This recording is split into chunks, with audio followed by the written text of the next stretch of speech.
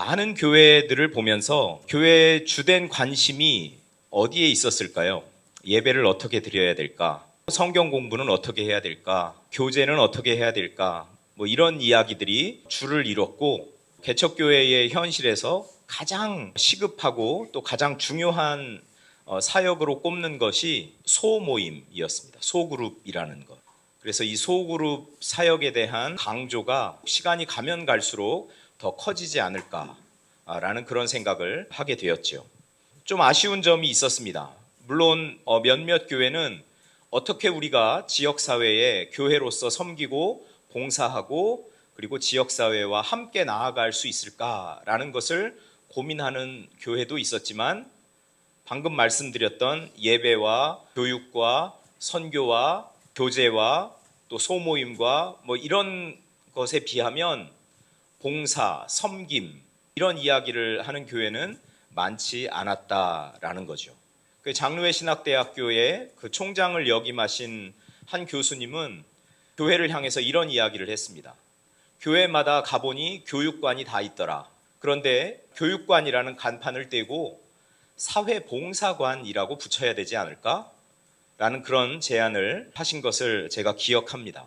그만큼 교회의 사역 속에서 지역사회를 섬기고 봉사하는 일이 중요한 일임에도 불구하고 많이 하지 않는 일, 중요한 사역으로 자리 잡지 못하고 있다는 것을 여실히 보여주고 있는 것이죠. 세상은 우리가 예배를 어떻게 잘 드리는가로 기억할까요?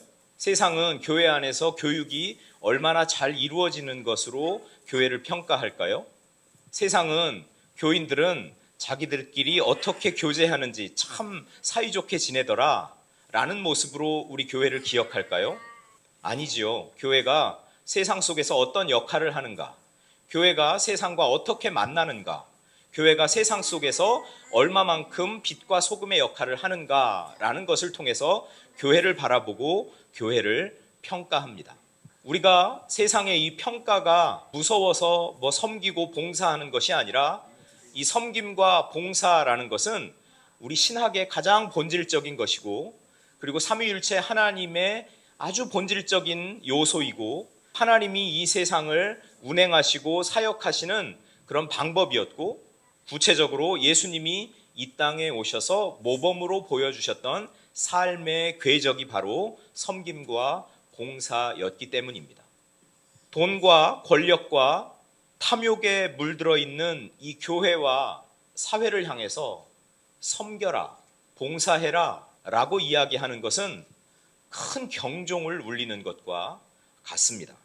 저와 여러분의 삶을 들여다볼 때도 우리는 충분히 섬기고 있습니까? 우리는 충분히 봉사하고 있습니까? 우리 안에서 역사하시는 예수 그리스도의 발자취를 따라가면서 이 섬김과 봉사의 도를 다하고 있습니까? 이 질문에 대답할 때마다 참 내가 부끄럽고 여전히 내가 하지 못하는 영역들이 있구나 라는 것이죠.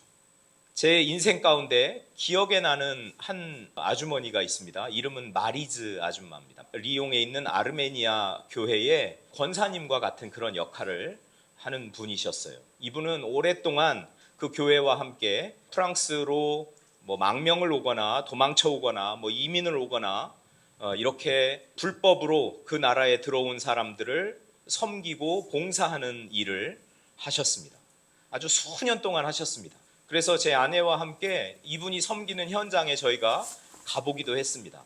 그런데 이런 이야기를 들었어요. 처음에 이 아줌마를 찾아올 때는 자기 혼자라고, 남편도 죽고 아이도 잃어버려서 자기 혼자 이렇게 프랑스에 들어왔다고 그렇게 이야기하면서 온답니다.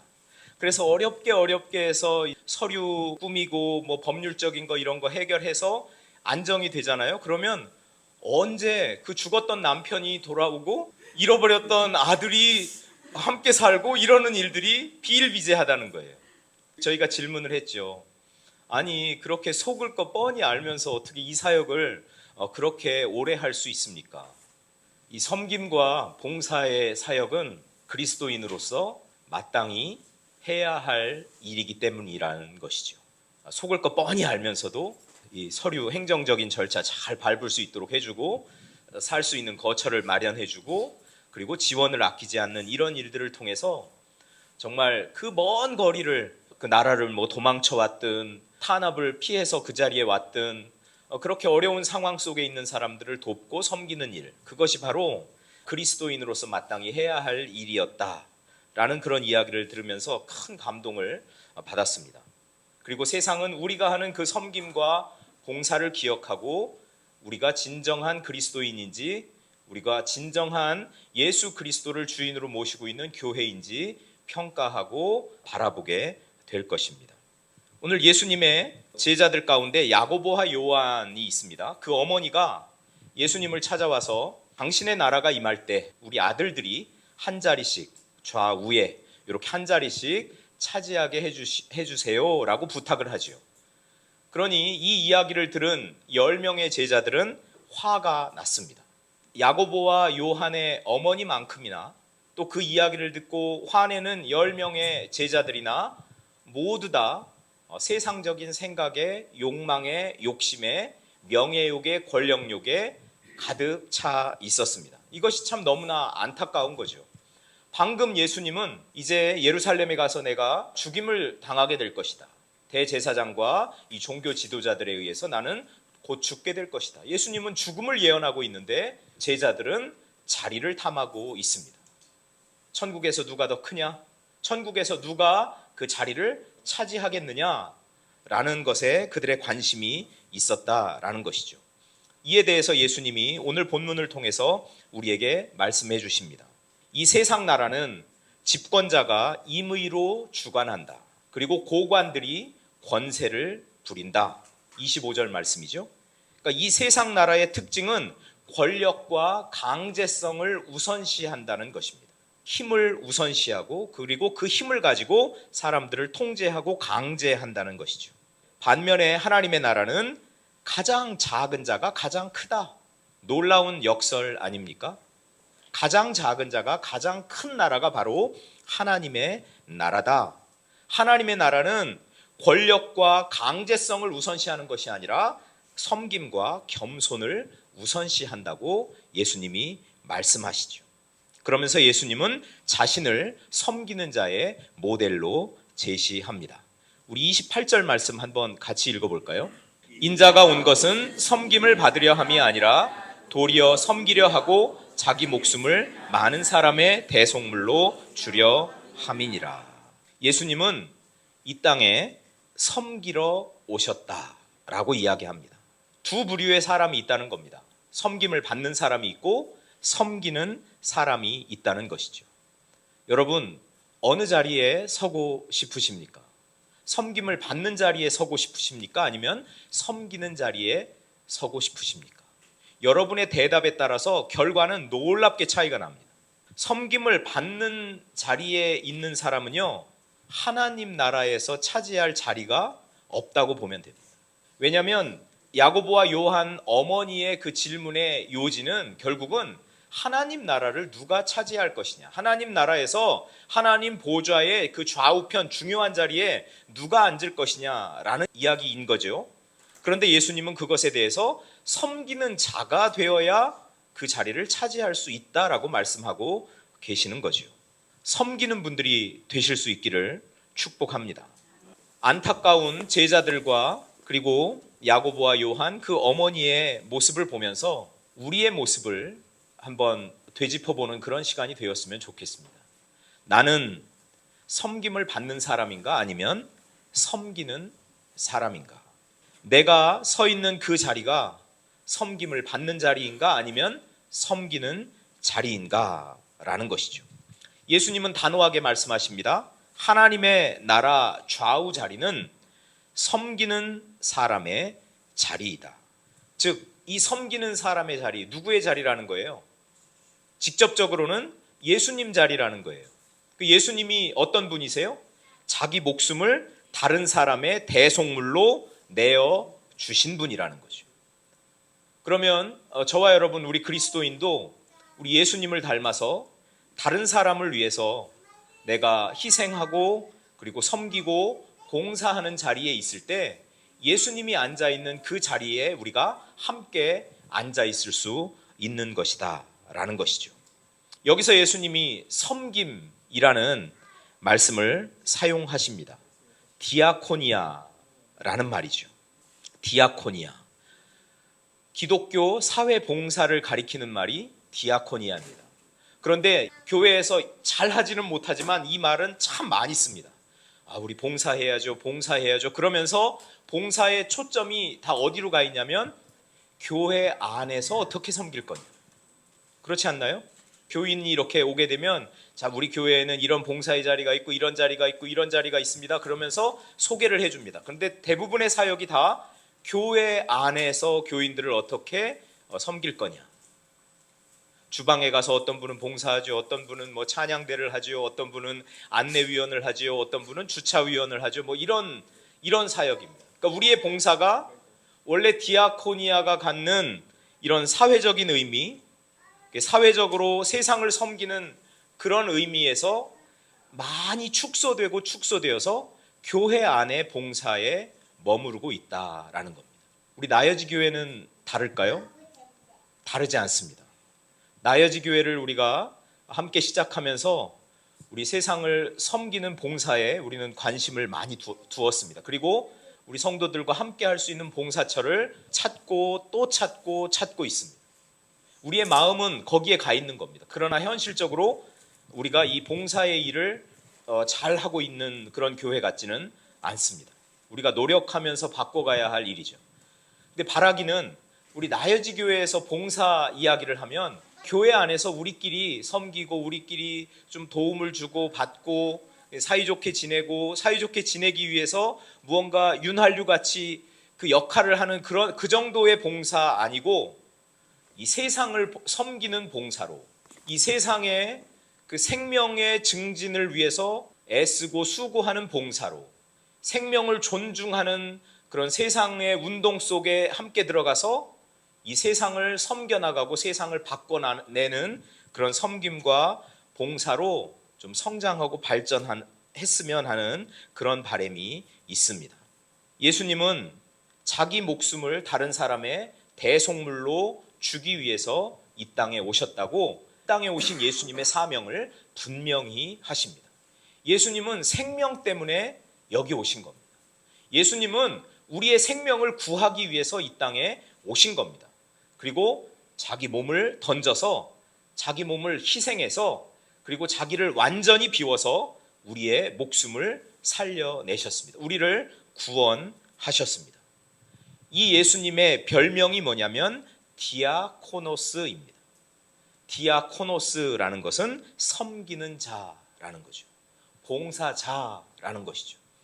예수님은 우리를 위한 봉사자로 이 땅에 오셨고 우리를 위한 섬기는 자로 이 땅에 오셨습니다. 그리고 우리를 구원하셨습니다. 그리고 우리 안에 새로운 생명이 약동하도록 하셨습니다. 이 예수님이 보여주셨던 그 삶의 방식, 예수님이 걸어가셨던 이 섬김과 그 겸손의 길이 바로 저와 여러분 우리 그리스도인들이 따라야 하는 그런 길이라는 사실이죠. 예수님이 이 땅 가운데서 공생애로 한 3년 정도를 보내셨다고 하는데 여러분 우리가 적어도 성경 공부를 하고 성경을 이렇게 쭉 읽어보면 이 공생애 동안 예수님은 권력자이셨나요? 예수님은 군림하는 자이셨나요? 아니면 예수님은 섬기는 자셨나요? 예수님은 권력자가 아니었고 군림하는 자가 아니었습니다. 예수님은 섬기는 분이었습니다. 인자가 온 것은 섬김을 받으려 함이 아니라 도리어 섬기려 하고 자기 목숨을 많은 사람의 대속물로 주려 함이니라. 자신을 디아코노스, 섬기는 자로 자기의 정체성을 규정하는 예수님을 따라서 여러분 우리도 우리의 별명을 하나씩 갖고 이 세상에서 산다 그러면 디아코노스, 섬기는 자입니다. 저는 섬기는 자입니다. 여러분의 이름을 넣어서 한번 해보세요. 디아코노스 누구 이렇게 자기를 한번 소개해 보세요. 자, 그러면 이제 이렇게 소개한 분에게 이제 앞으로 섬기는 모습을 계속 보여주시기를 축복합니다. 우리 나여지 교회는 디아코노스 뿐입니다. 예수님의 그 섬김을 통해서 구원받고 그리고 새 생명을 갖게 된 구원받은 섬기는 사람들, 그런 사람들이 세워가는 공동체가 얼마나 아름답겠습니까? 그런 사람들이 섬기고 봉사하고 그런 사람들이 세상에 나아가서 보여주는 그 아름다운 모습은 세상 사람들 마음에 감동을 주게 되어 있는 것이죠. 저와 여러분이 디아코노스, 섬기는 사람들로 기억될 수 있기를 축복합니다. 그리고 섬기는 자리에 저와 여러분이 설 수 있기를 축복합니다. 그러면 우리 가정 생활도 훨씬 더 아름답겠죠? 인간관계도 훨씬 더 아름답겠죠? 우리 남성분들 잘 들으세요. 오늘부터 한번 섬김을 실천을 해보세요.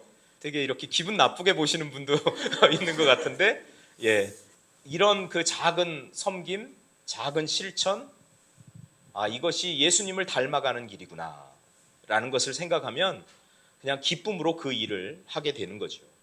남이 알아주지 않아도 그 일을 우리는 기쁨으로 하게 되는 겁니다. 어떤 목사님은 그리스도인의 섬김을 물과 같다라고 그렇게 표현한 분이 있어요. 노자 도덕경에 나오는 그 이야기를 이렇게 빗대서 그리스도인의 섬김이 참 물과 같다. 물의 도라는 것이 있다는 거죠. 높은 곳에서 낮은 곳으로 흐르면서 끊임없이 흐르면서 어떤 그 난관을 만나더라도 거기에 또 잘 순응하면서 그 땅을 바꾸고 오염된 곳을 깨끗하게 하고 거기에서 생명이 피어나게 하고 자기가 이렇게 훌륭한 일을 했다고 대단한 일을 했다고 드러내놓고 자랑하지 않고 남들이 알아주기를 바라지도 않고 하는 그런 물의 도, 그 물의 도가 우리 기독교 공동체로 들어오면 그것이 바로 이 섬김의 도가 아니겠느냐, 그런 이야기를 했는데 제가 참 공감을 많이 했습니다. 물처럼 세상에 오염된 곳을 깨끗하게 하고 그리고 죽어있는 생명들을 다시 살리고 그리고 생명 살리는 일에 더욱더 헌신하는 섬김의 사람들, 저와 여러분들 다 될 수 있기를 축복합니다. 여러분, 이 섬김이 우리가 잘 되면요, 우리는 예수님처럼 참 존귀한 대접을 받을 것입니다. 가장 그 존귀한 이름, 그 예수 그리스도의 이름. 예수님은 자기를 철저히 비움으로, 자기 겸비, 자기를 비우고 마지막 하나 있는 것까지 다 비우고 가장 중요한 목숨을 우리를 위해서 내어주심으로 구원을 이루고, 그리고 하나님은 그렇게 돌아가신 예수님을 3일 만에 부활시키시고 그리고 예수님에게 가장 존귀한 이름을 주시고 하나님 보좌 우편에 앉게 하셨다. 그리고 모든 이름이 그 예수 그리스도의 이름 앞에 무릎 꿇게 하셨다. 그 예수님의 이 존귀함, 예수님의 이 고귀함은 바로 겸손과 섬김의 결과였다라고 성경은 이야기를 합니다. 그는 근본 하나님과 똑같은 분이셨지만 그 하늘 보좌에만 머무르지 않으시고 오히려 종의 형체를 가져 이 땅에 오셨다라는 이야기를 하고 있습니다. 그런데 하나님이 그 이름을 높이셨다. 여러분, 우리가 하나님의 나라를 위해서 이 세상 속에 들어가서 섬기고 봉사하는 일, 남들이 알아주지 않을 수 있습니다. 또 속을 수도 있습니다. 거짓말에 우리가 속아 넘어갈 수도 있습니다. 그런데 그런 거 다 따지면요, 하나도 못합니다. 그 교회에서 구제비를 나눠주는 그 창문 앞에 앉아서 저분은 진짜 이게 필요해서 온 사람일까? 이걸 생각하기 시작하면 이걸 어떻게 나눠줍니까? 조사해봐야죠. 따져봐야죠. 못하죠. 우리가 하나님이 마음 주신 만큼, 마음에 감동이 있는 만큼 그 일들을 감당하되 다른 사람에게 뭐 자랑할 것도 없고 나를 인정해달라고 말할 것도 없고 그냥 묵묵하게 예수님이 걸어가셨던 것처럼 자기 겸비의 길, 자기를 비워내는 그 길을 우리가 걸어가면 하나님이 인정해 주시고 하나님이 우리를 존귀한 자리에 놓아주신다라는 이야기입니다. 겸손으로, 봉사로, 섬김으로 세상을 이롭게 하는 저와 여러분들, 예수 그리스도의 향기가 우리의 말과 우리의 동작과 우리의 실천을 통해서 아름답게 풍겨나는 저와 여러분의 삶이 되기를 축복합니다.